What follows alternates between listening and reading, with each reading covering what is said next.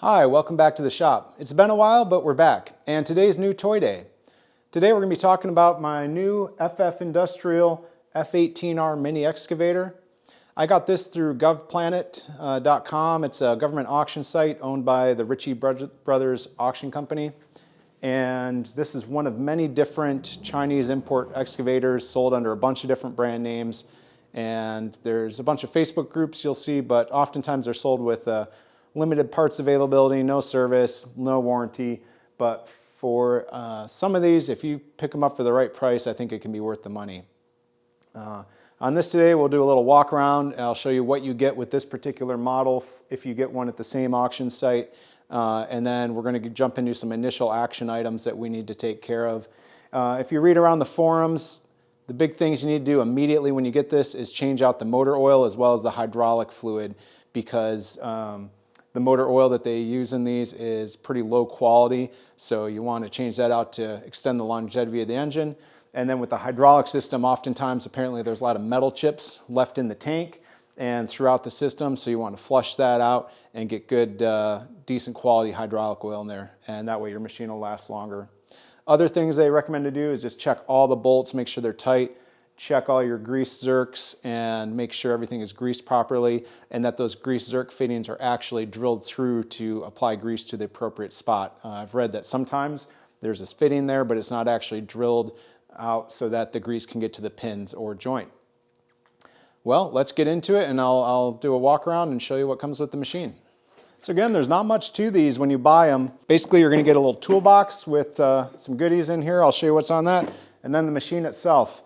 This one came with one bucket and the fixed grapple, or the fixed thumb, and in this fancy leather, or pleather rather, pad. That's about it. So I'll bring you in closer and we'll show you what's in the toolbox. So in the toolbox here, there's not too much. They give you a kind of crappy little grease gun, and they give you a adapter for that. Some of the grease zerks on this aren't actually zerks, they're just a little port that you would push this nozzle into and then pump grease in. We're going to switch all those out for proper zerks, and as you can see, the threads on this are jacked up and doesn't really want to screw in there that well. But we won't be using this, we'll use a real good grease gun. You get a little socket handle and a couple sockets. You get a 17 and 19 millimeter wrench, a Phillips screwdriver, a couple sets of keys, another operator key, and that's about it. Give you a little overview of the controls. So you've got your bucket controls up top here. These are your controls for your tracks for moving forward and backward. Your left pedal here controls your blade down below, and this right pedal is for the third function, which currently I don't have anything hooked up on that on this machine. Up here there's a light switch for a light that's on the boom arm, and then over on the left side there's a hydraulic lockout switch that locks out the pilot controls up here. It does not lock out the controls down on the floor. Over here on the right hand side, here's the switch for the light that's up on the excavator arm. We've got an hours meter, a starter switch, choke, and throttle. You also have this little knob here. This just unscrews, comes out, and you can raise this armrest up and down. About 1.5 inch total adjustment. It has 3 different positions. Currently it says low as it will go. Over on the left side we have a battery cutoff switch. Again, an adjustable height armrest. It's down at its lowest of 3 positions. And then the cutoff switch for the pilot controls. Here on the back of the seat is the sticker, and this is about all the information you get on this particular machine. There's no manual or anything, but I'll zoom in here and read you through some of the stats. It says it has a travel speed of up to 3 kilometers an hour. I'll believe that. Well, I won't believe that. This thing is slow, but that's normal for these. 6-liter fuel tank. It says it weighs 2,100 pounds, 15 horsepower, 3,600 RPMs, and a 15-liter hydraulic tank. And then down below, it's just some marketing mumbo jumbo. The nice thing about this particular machine, compared to some other ones I've seen online, is that we can actually get at the engine pretty easily. A lot of them you have to unbolt a panel, but on this one, and I've already unlocked it, it just has a push button and it opens up. You got your engine here, air filter on the right, and exhaust on the left. To fuel the engine, you can flip the seat up. Now I've already removed a wing nut on here that latches it down. Honestly, for my use, I'll probably never put that wing nut on, but I guess if you're traveling or trailering it somewhere, you should probably put it on. And then down here, you've got easy access to the gas can or the gas tank. This is a gasoline model. We'll get you in here for a view of where the gas tank is. Over here on the right side, this is the hatch that lets you access the hydraulic fluid tank, and the cap's right here. I'll bring you in for a different angle. And then this is a sight glass for telling your hydraulic level. Some of the machines I've seen have a thermometer built into the height glass, so you can tell your temperature and level. This one does not, it's strictly just the level. This is why it came with so many different keys. So you have your starter key, a key for the hydraulic oil tank access, and then a key for the back of the machine. And they appear to all be different, which is kind of annoying. But again, this is on my own personal property. I don't have a lot of people around, so I'll probably just leave them unlocked for convenience. Here on the left, you'll see the one modification I've made already. So I got this machine and then had to leave on a work trip for a couple weeks. And I didn't know how long this had been sitting out on the auction lot. So I added a battery tender, and just to keep the battery charged. Who knows how good the battery is in it. I mean, it's an import from China. It doesn't really have much for labels on it. But I want it to last as long as it can with batteries being expensive as they are. So that's the walk around. Again, not too much to it. I guess it's time to get on to the oil change and hydraulic change. Now, some of you might be wondering what these go for. I was tracking these online on auctions for about 6 months before I pulled the trigger on getting one. I've seen them, this particular model, go for as little as $3,200 final bid and as much as $7,000. So the price really seems to vary on the auction sites. I did get this one for less than $4,000 final bid, but then if you're getting it at auction, be aware you're going to have to pay a buyer's premium, usually 10 to 15%, and then sales tax on top of that, depending on your state. So you could be looking at, upwards of $500 or more in fees and taxes. So just keep that in mind. And then you've got to get it back to your place, right? So luckily I had a friend that loaned me a large trailer. If you have to rent a trailer and a truck or something, you could have more costs involved with that. But overall, I got this for, I think, quite the good deal. And as long as it's well maintained and serviced, I think it'll do everything I need it to do and then more. To get started on this oil change and hydraulic fluid change, I think what I'm going to do, I'm just going to take off all these covers. It looks like we're just have to take off some of these bolts here and then a couple up front, and we should be able to pull these panels off to have good access at the tank, get down to the oil drain plug. And my intent is to install a drain extension hose so that I can change out the oil easily on this machine without having to get way back up in here and pull off panels and that sort of thing.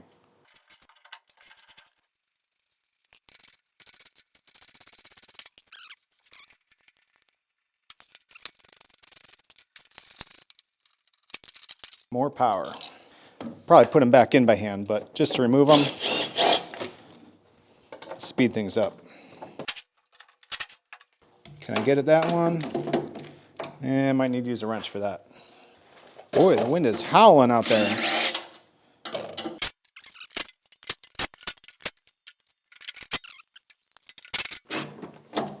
There we go.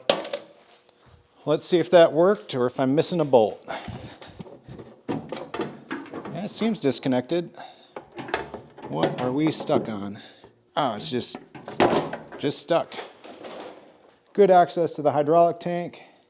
And if you needed to, you could pull start the engine, but we'll be using the battery for that. For this right side, I think we've just got 2 more bolts. Yeah, 2 bolts right here, and then I think that whole assembly will come off. Easy peasy. So this slides out too. Nice. There we go. I think we'll remove this. Well, maybe we can play a little Tetris.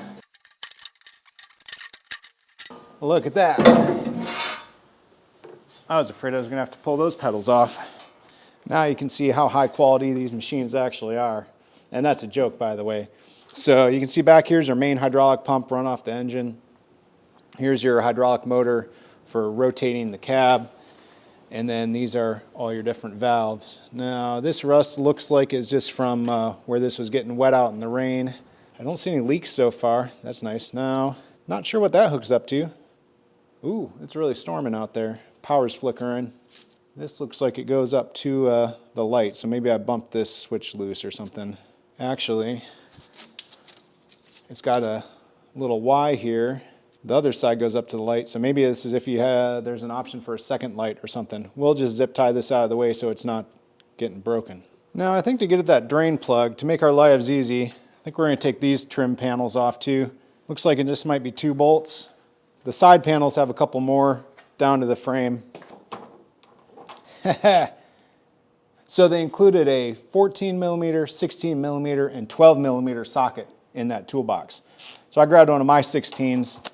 Too small for that, so they definitely don't give you enough sockets to take off all the paneling. But luckily we've got a full set. Well, that seems to be a little bit overkill. Oh, it's going through a rubber bushing.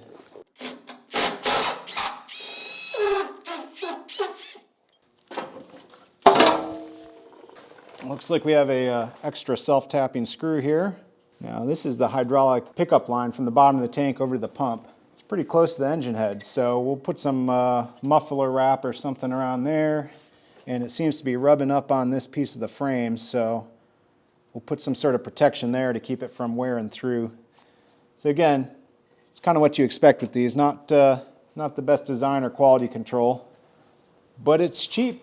Sorry for the jiggling here, but my tripod won't get down this low. Trying to get you in here to see. So this is the counterweight. Not very big one. I've seen some modifications where people add more counterweight off the back. Here's our oil fill plug. And then the drain plug is in the worst possible spot, right down there. There's no attempt made to, whoop, focus, come on. So, and there's a metal plate right under it. So if we pull that plug, we're just gonna get oil everywhere. I think that's what we're gonna have to do for this first one till we add our extension hose on there. See, there it is, right back there. That's our oil drain plug. Trying to get manual focus there. So, that's just how it is. Now as I think about it, I could probably pull this counterweight off and that would allow easier access to that oil drain. Looks like 2 bolts. It is a through bolt. Unbolt those, drop those bolts out the bottom and move the weight.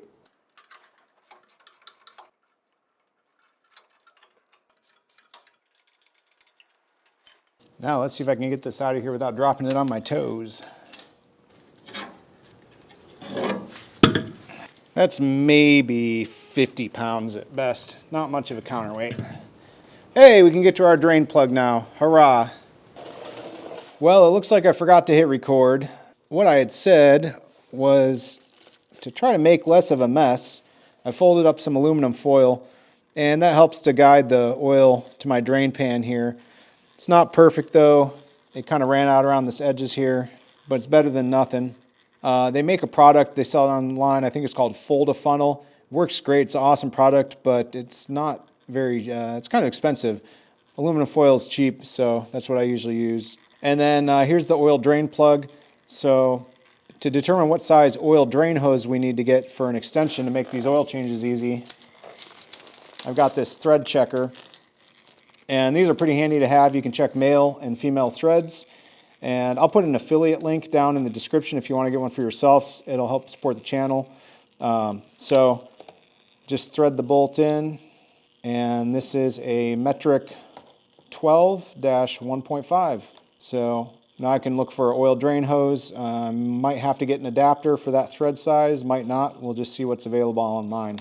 I've got the drain hose ordered. It was 18-inch, 12-millimeter oil drain hose. It's $18.99, and on Amazon, I'll put an affiliate link for that in the description. You can start looking at draining the hydraulic fluid. Now, looking at this hydraulic tank, I don't see any sort of drain plug on it. There's nothing on the back side, so the only thing I see is the pickup hose here. Nothing underneath. So I guess we'll just take off this hose, drain it from there. We'll try to make another foil funnel to catch it, but this is going to be messy.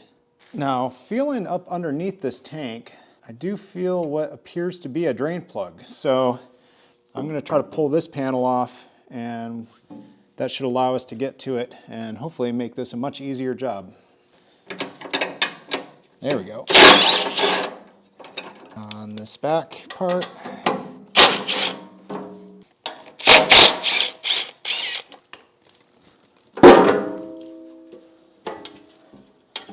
Easy peasy. All right, that is indeed a drain plug, and we might even be able to get a funnel under it and a bucket. Now, once again, I've made my foil funnel, and this one I'm feeling a lot better about. It is directly under the plug. Don't mind my bald spot there, so let's see how this goes. Should have just enough capacity in this catch pan. Hey, didn't spill a drop. Well, except for what's on my fingers. Whew, this is some stinky stuff. Boy, kind of smells like a deep fryer. I don't know what kind of oil they're using, but best to change it out. Haven't seen any shavings though, so that's good, but we'll take the cap off the tank and inspect it. I might have gotten lucky on this one. Hard to say though. We'll let that drain. With the tank drained, I'm going to take off this flange so we can inspect the tank and make sure there aren't any shavings in there. It also looks like they just used RTV on it, so we'll make sure it's got a good gasket. Looks like 5 mil hex for this one. Now I'm thinking about putting a quick drain hose on this hydraulic tank too, but this one has a 14 by 1.5 thread. And the quick drain hoses they sell for the engines obviously are that other size, 12 by 1.5. I haven't found any hoses for the 14 1.5, although that seems to be an automotive size. And I have found a bunch of different valves that you could probably put a hose on. But I don't know if there's enough space to get my arm in to flip a valve without taking it all apart. So if I'm going to take it all apart, why bother putting a quick drain on it? So something I'm going to think about overnight. There we go. Easy peasy. Probably the only filter on the machine. Look at that wonderful Chinesium RTV gasket. Well, at least make sure we get all the RTV out of the system. Now, I don't know how well this is going to work. It actually might. So you can see there's quite a bit of metal shavings in there. There is a filter on the pickup hose, so that's good. But we're going to get all that cleaned out and top her off with nice clean fluid, and should run a lot better. So let's see what we can do to get this tank cleared out. I think I'll be able to get my arm down through here. We'll try to pop that screen off. We'll clean that, wipe out the bottom of the tank, and that should about do it. Feels like this screen is threaded on here. Yep.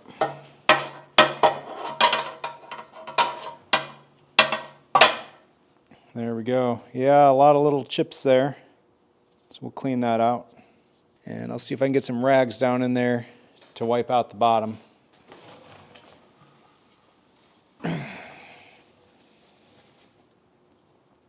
Like a little metal slug or something. It's a tight fit. Okay, I think I got all the, pretty much all the shavings. Wipe it out a little more though. There's a lot of gunk in there.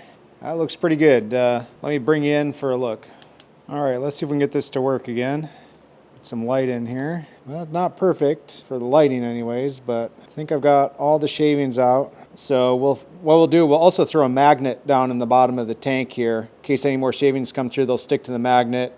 And with that pickup being up above the bottom, it shouldn't be sucking up chips off the bottom anyways. But we'll go belt and suspenders. We'll put a magnet down in there. As you can see, I've thoroughly cleaned this filter screen. So now we'll reinstall.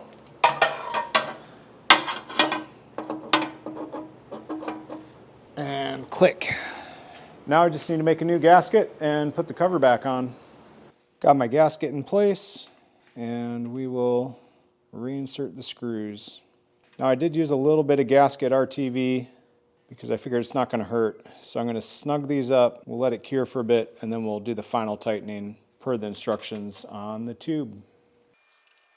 We'll use a star pattern to snug these down.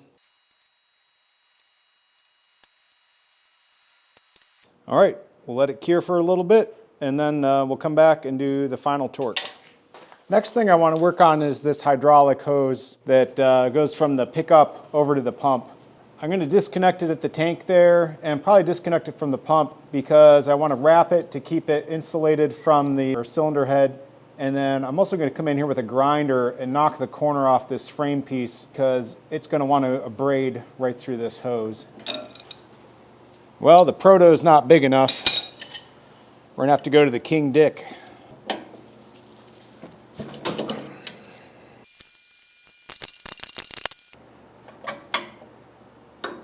There we go. Didn't even spill any oil. Now, I was able to find the right size drain hose for this, so I've ordered it actually through Home Depot, and it's gonna show up in a couple days. Let's see if we can get this side. There we go. There. Making a mess. Delivery driver was just here and dropped off this new oil drain hose extension. Hopefully we have enough clearance. Ooh, nope, not quite. The crimp fitting, something's interfering on this metal plate. I think it's the crimp fitting. So we might actually get a grinder and grind that out there. We've got to grind this off anyway, so it's not abrading that hose. Cutting corners, just like the people who built this machine.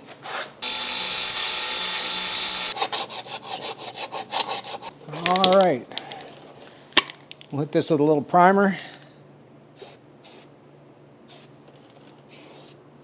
Not that they probably ever primed this before they painted it anyways. Don't mind those drips, just extra protection. While that paint dries, we can torque our hydraulic tank lid. Okay, we can work on protecting this hose. I picked this up at AutoZone. It's called Cool Tape. It's aluminum tape with a glass fiber backing, and it says it blocks heat, protects components, and it says it's good up to 2,000 degrees radiant temps. We don't have direct contact with that engine head, and you can see here there's a little bit of wear where this hose was rubbing up against that support that we just ground down. We'll make sure to put it on extra thick there. Luckily, that's just superficial at this point. And that was only from about 10 minutes of running the machine. So I like to prevent having to replace hoses right away on this thing. Well, there we have it. So that was a 15-foot roll, and it allowed me to get basically cover the whole tube once, and then about 2/3 on the second wrap. And actually in areas here it's probably 4 or so layers thick because I was overlapping the tape about half width. So this should give us some pretty good protection, and as long as I keep an eye on it, if we catch any wear before it gets to this tape, we'll save the hose.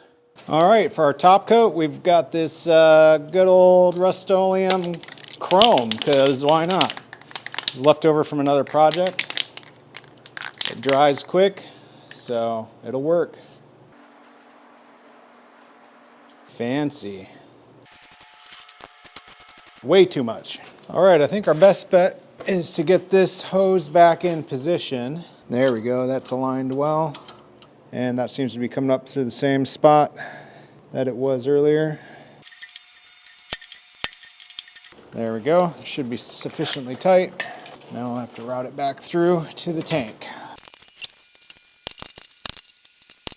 That seems plenty tight. No interference over here. Onto the counterweight. So what's happening is this hose is getting pinched between the counterweight and this metal plate.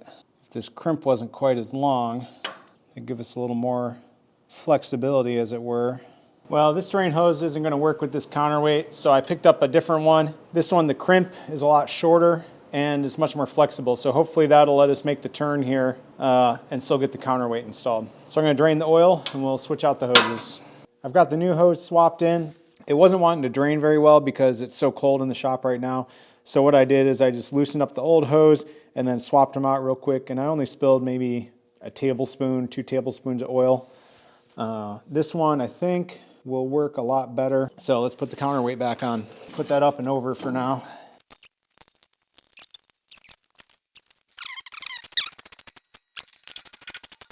Finally received the drain hose for the hydraulic tank, and let's get this installed, and then we'll fill it up and go do some digging. Where's that drain plug?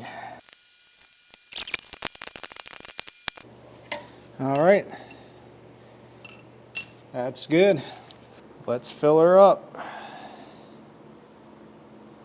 I'm not seeing any leaks yet, so that's a good thing. Right on level. All right, as you can see, I have the excavator filled with hydraulic fluid. We already did the oil. So now I'm gonna put the floor plate back on. We'll fire it up, take it outside, and do a little digging. And that'll allow us to do a leak check and everything. and that way we can inspect it before we put all the side panels back on. Okay, so step one, I'm going to turn on the gas. Disconnected my battery charger. I got everything tied up out of the way. Got power, got it choked.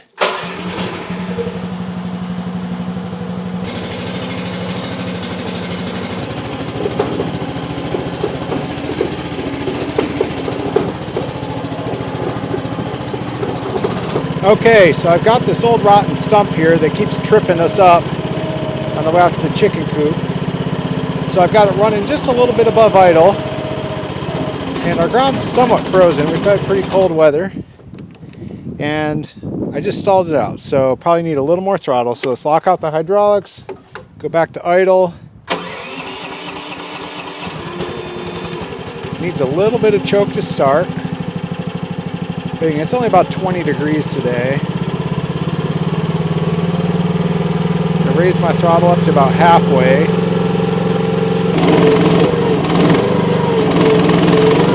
There we go. So that's a pretty decent sized stump.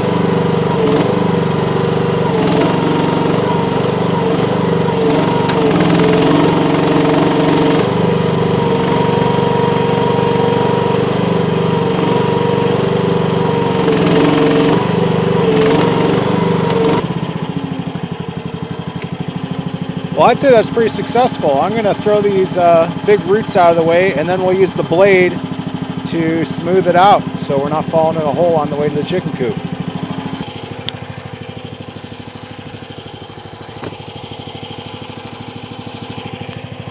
I'm going to bring my blade up off the ground, and we'll just walk it forward.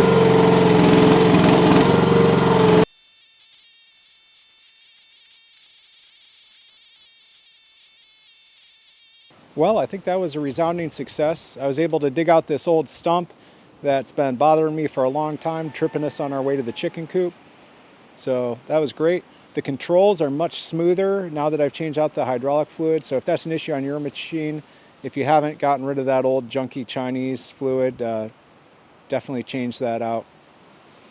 Next step for me is to take this back inside, reinstall the side panels, and route our drain hoses so that they don't get hung up on anything and they're easily accessible. Then I think I'll run it about 5 hours before I change the fluids again. If you're thinking about getting the drain hoses for your own equipment, as I said earlier, I'll put an affiliate link for those down in the description. If you use those, I get a little kickback and it really helps support the channel, so I'd appreciate that. And if you are ordering them, just make sure you get the right thread size, or make sure that you can check and return it if you happen to pick up the wrong one, because we have the two different sizes on this machine and your equipment could be different. Well, I think that about wraps it up for this. I appreciate you all joining me on this project. We've got lots of work to do with this machine, from everything from digging up irrigation lines to old stumps to fixing sump pump lines, and maybe even do some foundation work. So once again, thanks for supporting the channel, and I'll see you next time.